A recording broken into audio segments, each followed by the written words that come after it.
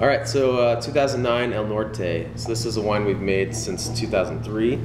The name El Norte came from the fact that the grapes that we used to make this wine were originally from the north part of the vineyard.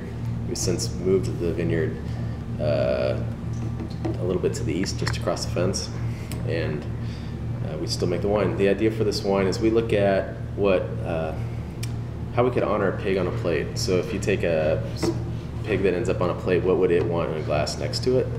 And when tasting barrels and coming up with a blend for this wine, that's sort of what we're looking at. So ideally this wine would be mostly Grenache, I think, but in 2009 the Syrah seemed to fit that bill, so this wine is predominantly Syrah. We're looking for a lot of spice, like woodsy spice with a real tactile quality in the mouth, something that's really sticky, that engages your whole mouth, and you know, when you're done with that sip, you want to put some pork fat in your mouth.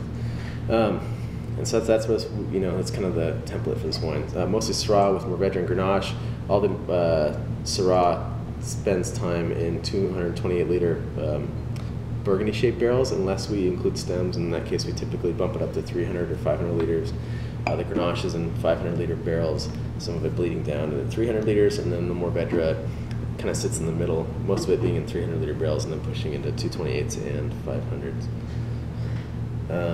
All from the Cimarron Vineyard in Wilcox, and